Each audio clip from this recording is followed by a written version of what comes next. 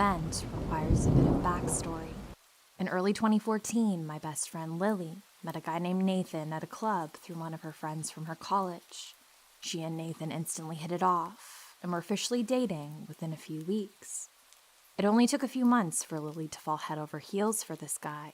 Before long, she was even telling me that she thought he was the one. I was happy for her experiencing some good old college romance.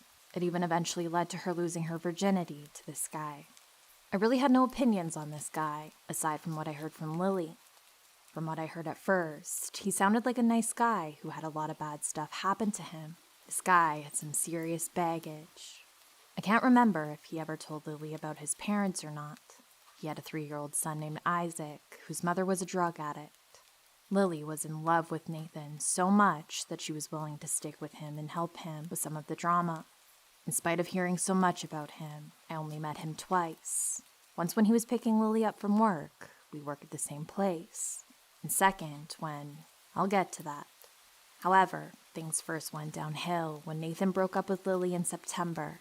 He had recently become a rookie police officer and was moving to another city for more training. He said he would come back for her. Still, Lily was devastated by this. But, unexpectedly, he was back in town within a month. This whole episode felt off to me.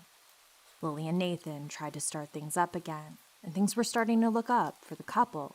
That is, until Christmas rolled around.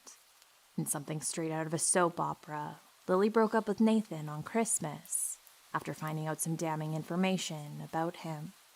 After he broke up with Lily in September, he apparently went and slept with one of his cousins and got her pregnant.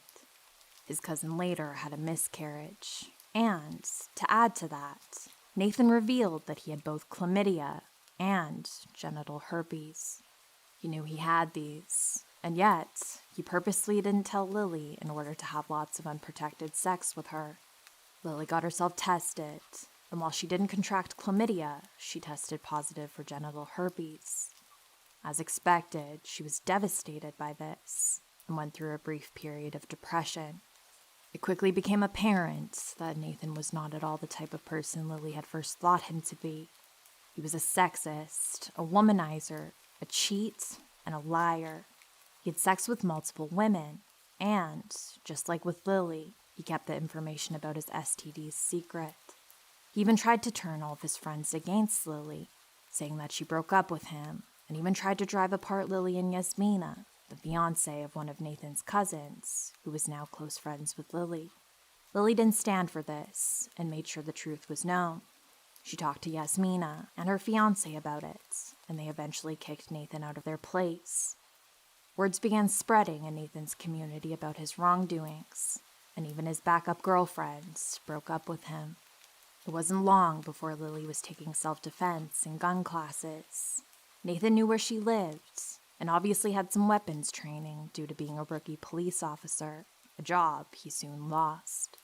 She often told me how she was somewhat afraid of him, but, mostly, she was furious. If he had ever tried to hurt her, I'm sure she would have blown his brains out. Anyway, my second and final encounter with Nathan was at the tail end of this drama earlier this year. My first encounter with Nathan had been brief, but afterwards, Lily had told me that Nathan had been initially jealous of me due to the fact that I was a close guy friend of Lily's. We'd been friends since we were toddlers, and that we had, quote-unquote, dated back during freshman year of high school. While our first encounter had been brief and under friendly terms, our second encounter was far from that. I had the morning shift at work that day, and had just ended my shift. It was early in the afternoon, so I was hurrying to my car to get out of the heat. As I walked to my car, I quickly noticed Nathan leaning against his car a few rows away. As you can expect, I was furious upon seeing him, given all the crap he'd caused for my friend. I assumed that he was waiting for Lily or something. I only chuckled because Lily was on a family vacation in Montana at the time. I decided not to confront him. I was always keen on listening to Lily and give my 2 cents, but for the most part, I'd been successful at staying away from this drama. Suddenly, Nathan turned in my direction and immediately stood up completely. He tapped on his car, and who I assumed was a friend of his, stepped out. They began to power walk in my direction. Wasting no time, I jumped in my car, started the ignition, and pulled out of my parking spot. As I did, I heard a loud knock on the back of my car. I looked in the rearview mirror to see Nathan punching the back window in some feeble attempt to stop me. I kept going. I was almost out of the parking lot when I looked in my rearview mirror again to see his car speeding in my direction. I sped out of the parking lot with him right on my tail. He continued to follow me for several streets. There was no way I was heading home with him following. I ended up taking the craziest detour of my life, pulling off non-feeders, driving through parking lots, driving circles in neighborhoods. I did it all. Eventually, after about 25 minutes of driving, I lost him. I drove around for a little while afterwards in order to make sure I had officially lost him. When I got home, I called Lily, told her everything. She thought about calling the police, but before we could decide on whether or not to do that, Lily got a call from Yasmina, who had been spying on Nathan for Lily for quite some time. We learned that Nathan had apparently packed up his stuff from where he was living and had taken off. He was gone. To where? I don't know. I heard rumors about him wanting to go to New York City, Mexico, but those are the only possibilities I remember. All that matters is that now he's officially out of Lily's life. I'm not sure what would have happened if he had caught me that day. Lily guessed that Nathan might have been trying to hurt me in order to get back at her. I'm glad that I was a good enough driver to lose him. Otherwise, I don't want to think about what he could have done to me. Nathan, I hope Lily and I never meet you again.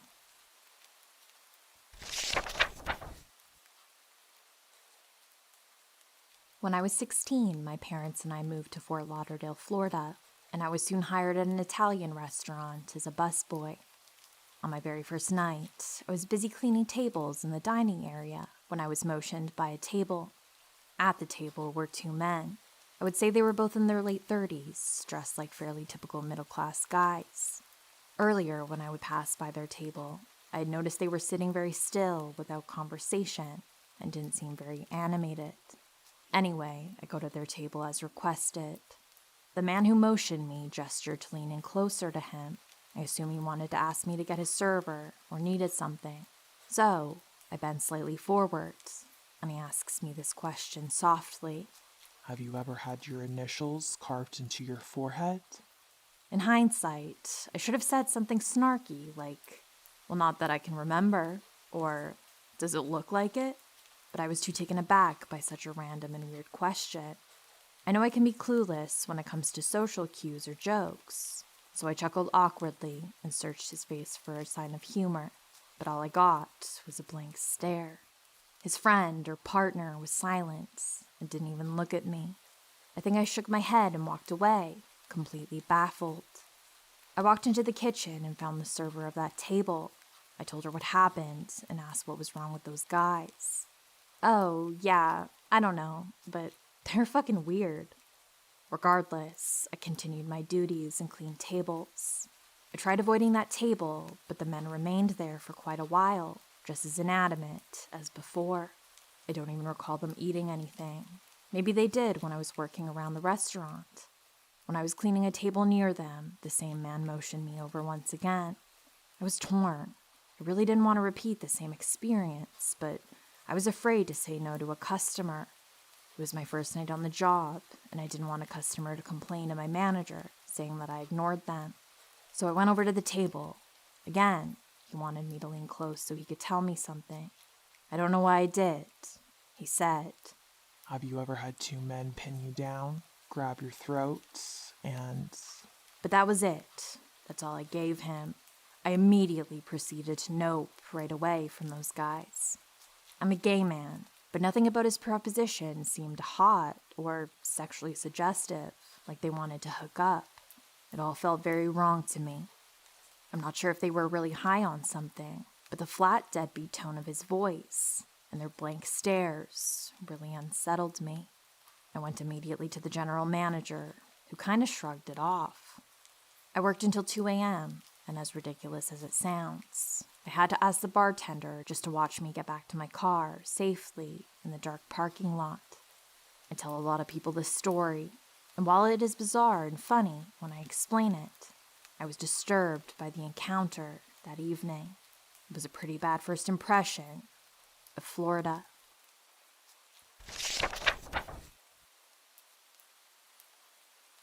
About 2 years ago, I worked at a movie store inside a mall. I've had tons of strange experiences with customers, but this one definitely tops them off. I was 20 at the time. This guy was over 6 feet, late 40s, very hefty, and always had this weird zombified expression on his face. He came in about once a week. One of my coworkers had even warned me about him, how he was a little off, but I still treated him with as much respect as I did everyone else. One day, he came in, and we talked for a bit, but it got a little awkward, and I kept trying to end the conversation and look busy by taking items behind the counter. He stood there in silence, watching me for about 20 minutes, and then finally left. A few days later, he comes back in and walks up to me, holding a large container. He says, "I made 4 pounds of enchiladas at home today, just for you. I remembered that you like Mexican food." I don't remember at all telling him I liked it, but I do know that I went to the Mexican restaurant across the way every lunch break. I just politely accepted it and put it in the back office. I was convinced he used his jizz for it. Another few days later, he came back in and had a drawing for me of a dragon. Now, I love dragons, but I'd never told him that. This drawing looked like it took hours to make, and at this point I was a little freaked out. I had him leave it on the counter so I could just throw it away later. Later on, I was given about a week vacation. During that week, I had cut my hair about 12 inches. The day I came back, I got a shift with my manager. I told her all about the guy, and immediately she was weirded out for me. No shit, a few minutes later, I see the dude walking around the mall. He was going towards the exits and didn't look at me once. My manager tells me to go to the back office. I go and wait until she comes to get me. And when she does, she tells me I need to make a report to mall security immediately. Apparently, when I ran back there, he turned around to come in and walked all throughout the store. When she asked him if he needed help with something, he said, "Can't believe she cut her hair," and briskly walked out. I go to the mall security office to make reports, and we went through all these videos from the cameras of when the guy came to visit me. But there was one video that really stood out. It still sends chills throughout my body, just thinking about it.